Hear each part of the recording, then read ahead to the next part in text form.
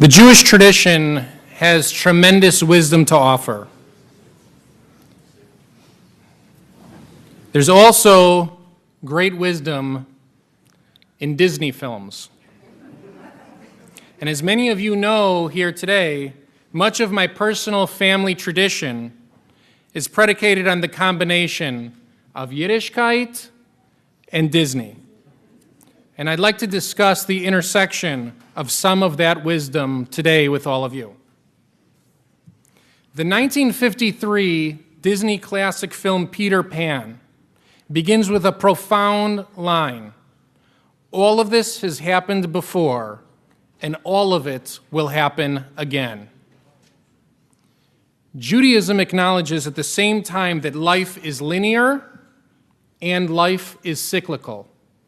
We grow older and gain experience and wisdom, and at the same time, the Jewish calendar forces us to revisit the same holidays and the same ideas and the same narratives each and every year. Rav Kook, the Hasidic master that we're studying in my Monday morning class, wrote, "Ha'geula nimshechet v'hi holechet." Our redemption, our possibility, continues each and every day. Because the Torah is not a history book of past events that occurred long ago. The Torah is a compass. It's a roadmap to help us live our lives now. All of us face the issues Abraham and Sarah faced. All of us walk the journey of Joseph. And all of us seek wisdom like Moses. Because all of us, young and old, singles and families, less observant and more observant, are part of the amazing, fantastic, incredible, awesome narrative that is the unfolding Jewish tradition. Just 2 weeks ago, we read the following words on this bima in Parshat Nitzavim. V'lo idchem levadchem, anochi koret et habrit hazot. Not only with you present here alone do I make this covenant. Ki et asher yishno po imanu omed hayom lifnei Adonai Eloheinu, v'et asher einenu po imanu hayom. But both with those standing with us here today before God and with those who are not here today, I make this covenant.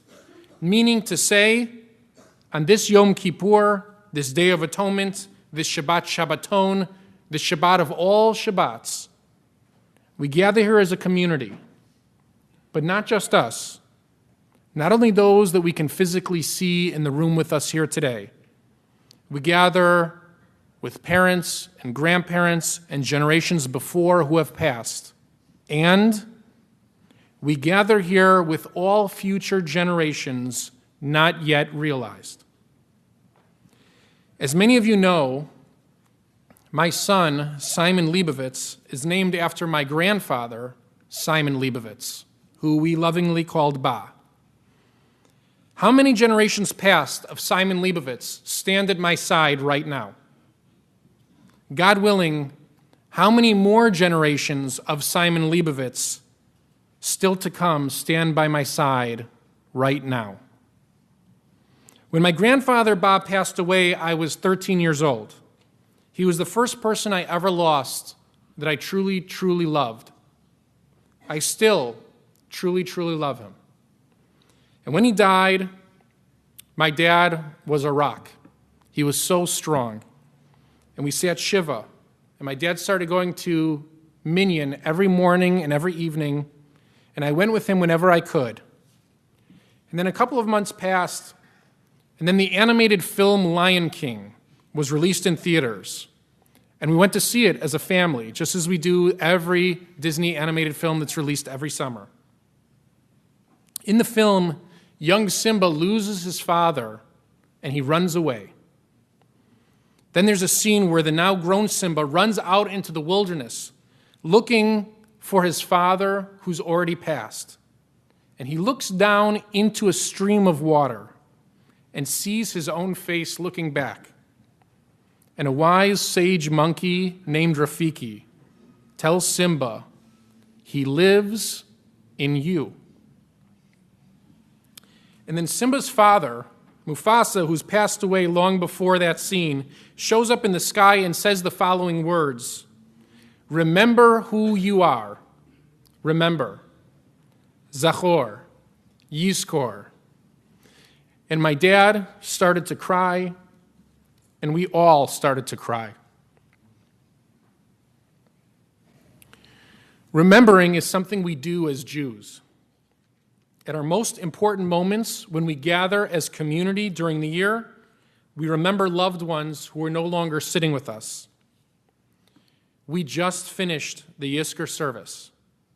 Jews practice actively remembering. In a simple way, we stand in community and remember Simon Lebovitz of the past because we know it'll help us raise Simon Lebovitz of the present.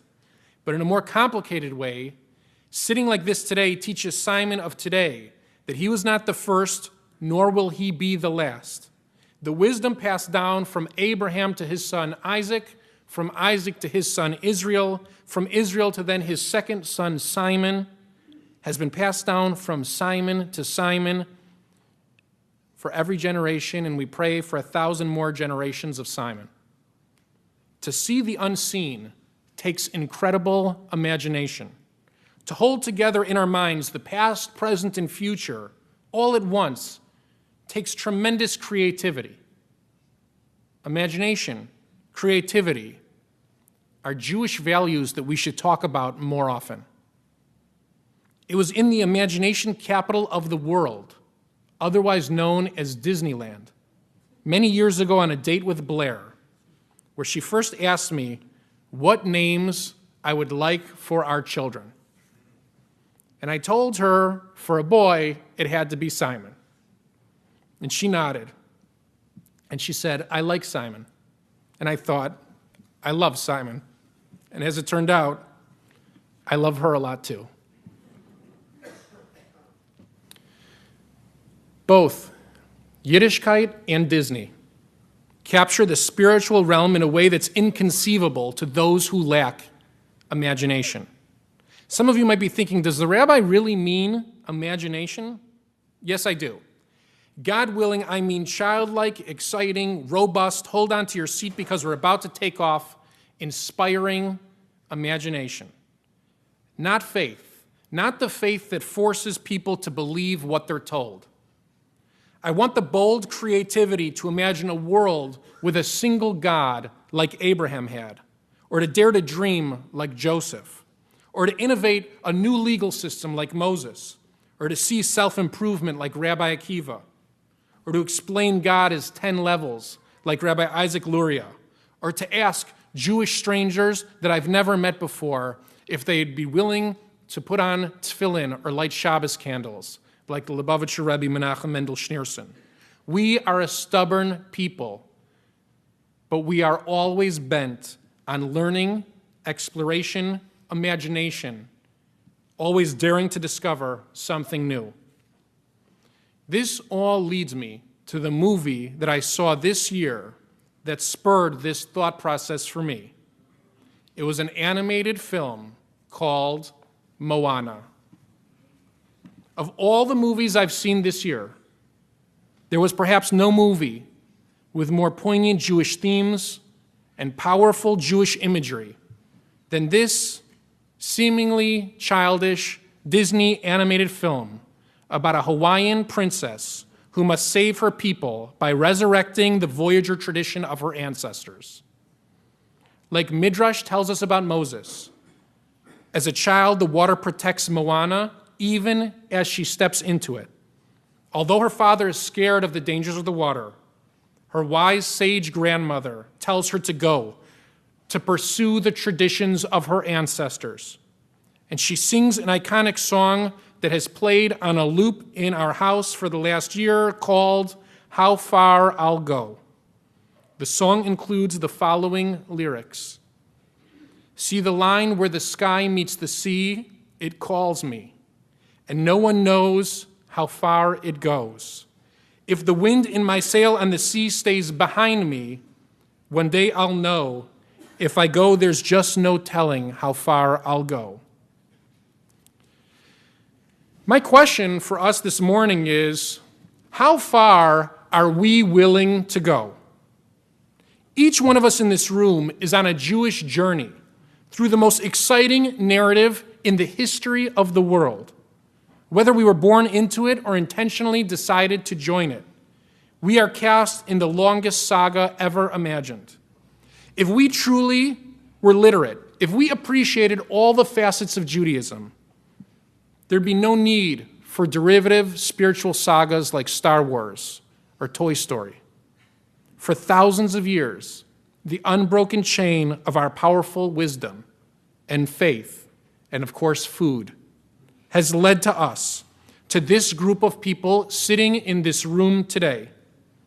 The wind in our sail is full of all those who came before us, willing us, wanting us to take the next step.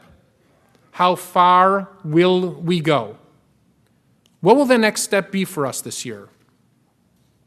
We sit here today dressed in white, depriving ourselves of earthly pleasures like food. We sit here in an elevated state like angels, and we look out to the horizon of time, the line where the sky meets the sea, and it calls us. And we can't allow this feeling of heightened spirituality and Jewish peoplehood to dissipate. We can't lose the opportunity because we don't sit together often enough and close our eyes and forget about the outside world and dream together about the most distant, about the line where the sky meets the sea.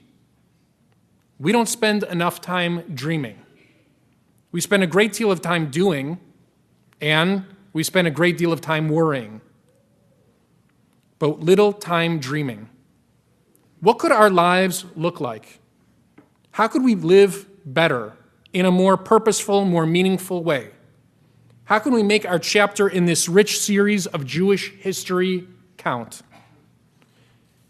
This year, perhaps the most unifying positive story of the year for the Jewish people, it didn't occur in Israel, and it didn't occur in the United States. The most unifying positive moment occurred in South Korea, because it was there that the Israel national baseball team competed for the first time in the World Baseball Classic. After qualifying for the first time, all the odds stacked against them, Israel fielded a team nothing short of a Cinderella story. A team that seemed to unite Jewish sports fans and non-sports fans alike, religious and secular Jews alike, Israeli and American Jews alike. In an article in Tablet that appeared last year on September 20th, titled, "Missing from Israel's Baseball Team, Israelis." In it, the author, Yaron Weitzman, writes that any player was eligible to play on any team in the World Baseball Classic if the player is a citizen of that country, or if the player is qualified to be a citizen of that country, or could possibly hold a passport of that country, or any player who has one parent who is or was at any point a citizen could play for that team. Weitzman explains, and I quote, "This applies for other teams as well, but for Team Israel, there's an added malleability, a loophole of sorts, thanks to Israel's law of return for all Jews. This, in turn, allowed Kurtz, the president of the Israeli Association of Baseball, to choose from a large pool of players."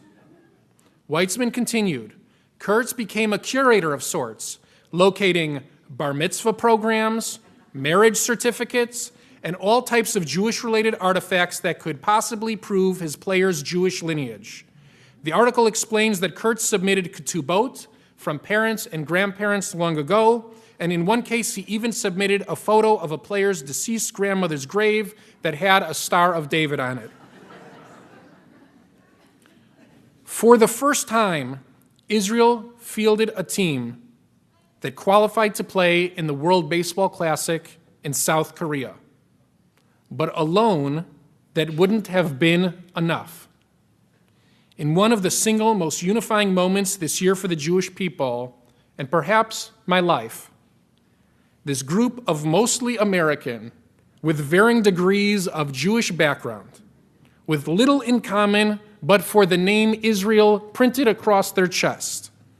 They stood on the field, but when they removed their baseball hats for the playing of the Israeli national anthem, when they removed their hats, they decided as a team to all be wearing matching kippot.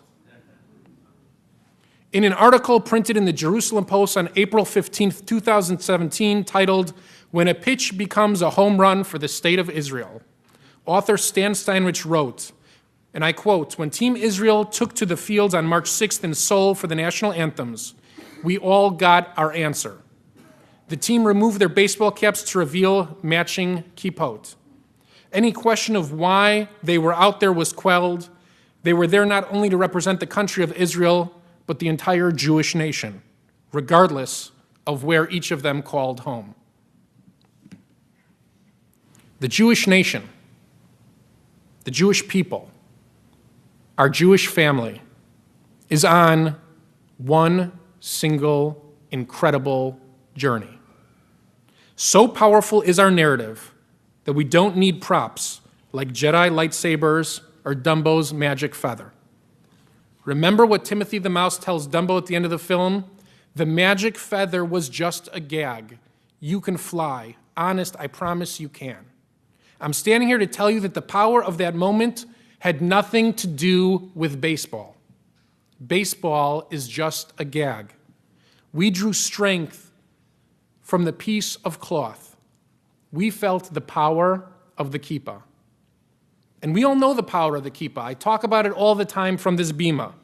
We all know the power of walking through an airport, walking through a foreign country, and looking out and spotting a child on the street wearing a kippah. Immediately, we sense connection to that complete stranger, as we should, because, for better or for worse, we feel more connected to our family than we do to strangers. Now, here's the next secret. The kippah is also just a symbol. It's a physical reminder of something that we have to imagine, something intangible, something deep down that resonates in each one of our kishkis. The kippah represents peoplehood, unity, commonality. And what Moana teaches us is that sometimes we have to look back to the traditions of our ancestors to build a brighter future for our people. And so I'm not demanding that we all start wearing kippot every day. Although, if you try it, I promise you it will change the way you behave and it will change the way that others treat you. But I do want each one of us to think back through all of the traditions of our ancestors, all the traditions that we know, Shabbat candles, holiday practices, kashrut, talit, tefillin, challah, supporting Israel, visiting Israel. And I'd like for all of us to commit to doing one more thing this year. One more mitzvah with your friends and family so that all of us can share the experience and make our Judaism more robust in our time. And be creative. It doesn't have to be your bar mitzvah talis. It doesn't have to be the same tour in Israel that you've already been on twice. Demand of yourself a new, bold step that brings greater connection to the traditions of our parents and grandparents before us. How far are we willing to go? Every Friday night at home, we sing Shalom Aleichem as a family after candlelighting and before Kiddush. Then this year, one Shabbos, my 2-year-old daughter, Maddie, showed us a dance to the song Shalom Aleichem. Did she see that dance at school? Did she see it in Israel? Did she just make it up on the spot? She connected to Shalom Aleichem, and now we all do that dance. We take each other's hands and we walk in a circle around the candles and we clap twice between verses. And we all love it. And I'm confident it's exactly what the liturgist hoped for. Children, thousands of years after the prayer was written, to still connect with and cherish and rejoice in Shabbat. Don't be afraid to be creative and develop new connections with our past. We're introducing a new program here this year called Shabbat Across a Dot, which aims to build connections between community members at Shabbat dinners held across our community on one single night. We already have hosts who have volunteered their homes and are willing to cook dinner. What we're missing, what we're looking for, are more people willing to be hosted at those dinners. And we hope that this shared Shabbat experience will foster a stronger sense of community and a stronger sense of Shabbat. The first one will be held on Friday night, October 27th. If you've never been to a Shabbat dinner with friends, or if you'd like to meet new people and make new friends, I encourage you to call the office and sign up. And if Joanna is still sitting at the table in the Minyan room, no, she's not. Maureen is standing there at the door. Please go tell her that you'd like to sign up for Shabbat Across a Dot. My goal, my personal goal, is to have 100% participation in the community, that everybody here ends up coming back together on Friday night, October 27th, and sitting at somebody's house in our community for all of us to light the candles and enjoy Shabbat together. This year I've noticed an explosion in media targeting Jewish audiences. I regularly listen to the podcast Two Nice Jewish Boys and read Tablet Magazine and Jerusalem Post every morning. Conan O'Brien visited Israel, which caused a wave of interest. I personally think he might have done more for outreach and winning hearts and minds for Israel with his Facebook posts than all 69 years of Hasbara combined by the state. And this year I'm hoping to release my next documentary called Roadmap Jerusalem, trying to help Jews create a cohesive explanation for why Jerusalem's very DNA is made up of ties to the Jewish tradition and why it's an imperative for Israel to control our holiest sites always. We're innovating Jewish programming. New websites go up every day. Today, no matter where you stand in the world, as long as you're holding a smartphone, you can connect to some kind of Jewish programming. But here's another secret. Even without the phone, you can still connect to Judaism because it lives in you. Like Moana, we all stand at the edge of the water, the stream of Judaism thousands of years old.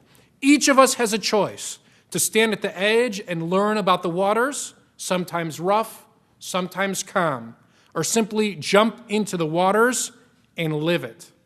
Wherever you are on your journey, it's time to jump in the water.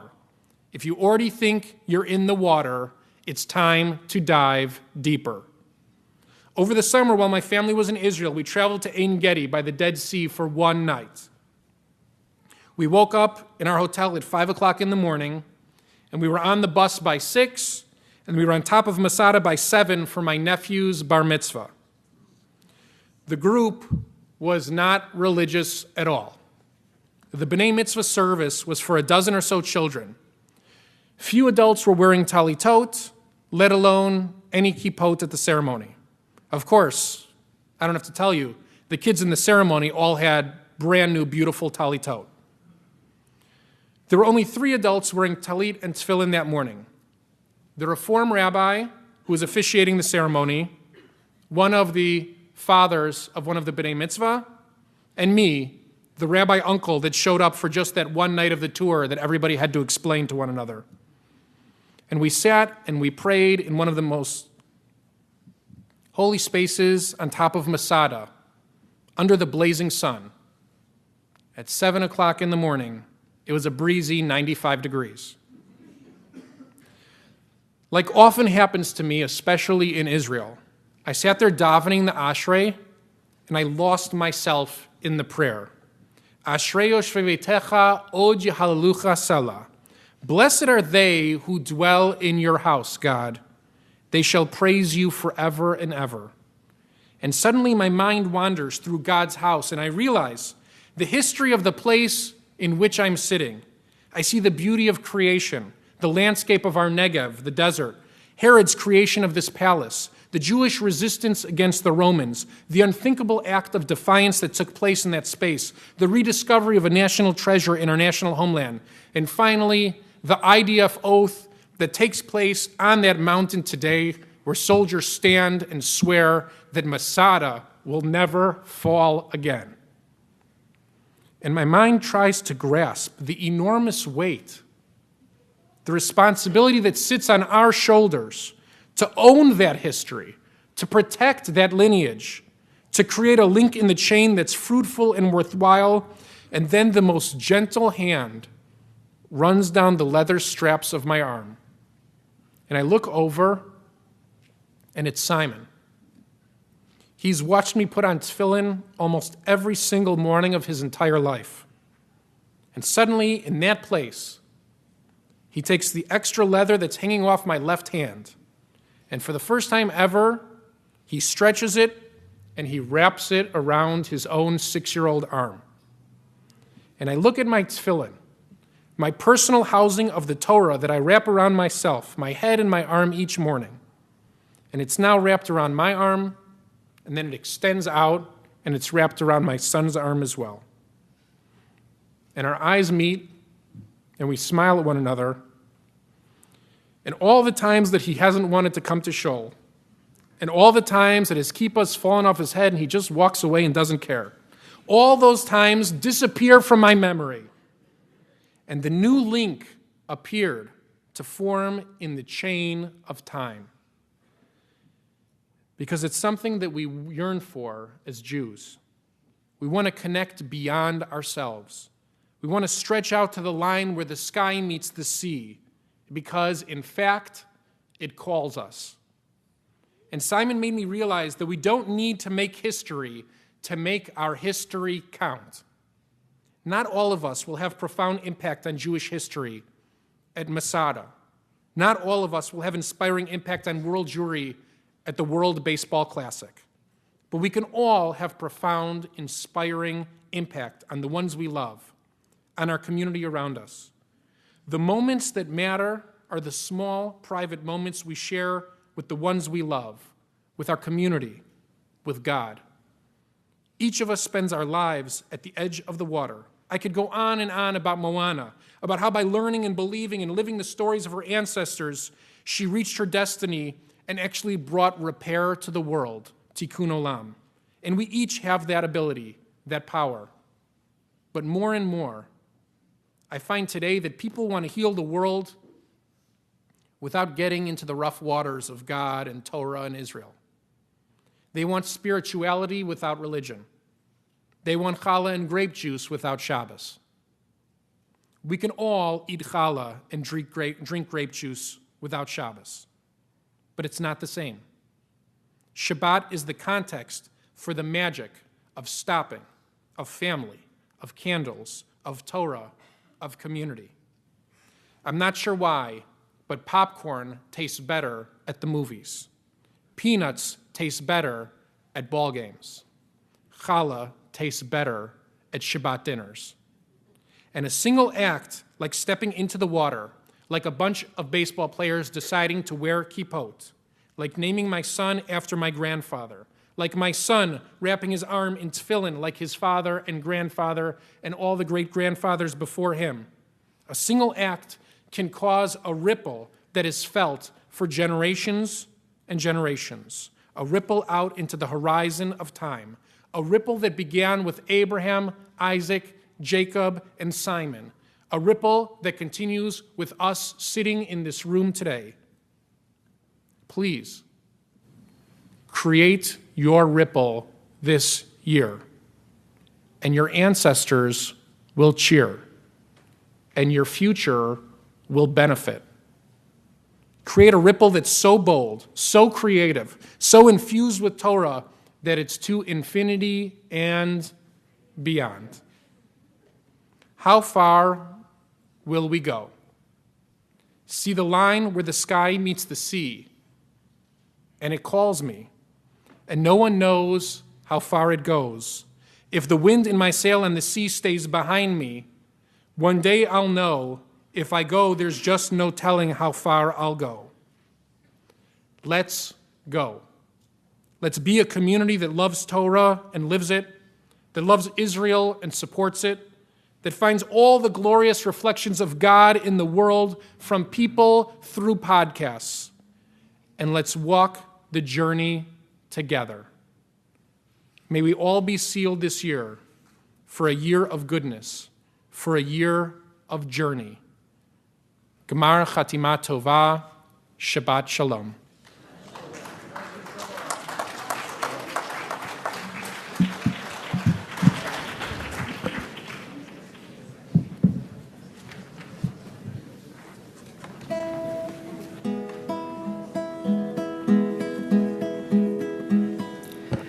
I've been staring at the edge of the water long as I can remember, never really knowing why. I wish I could be the perfect daughter, but come back to the water no matter how hard I try. If you know the words, sing along, please. Every turn I take, every trail I track, every path I make, every road leads back to the place I know where I cannot go, where I long to be. See the line where the sky meets the sea, it calls me.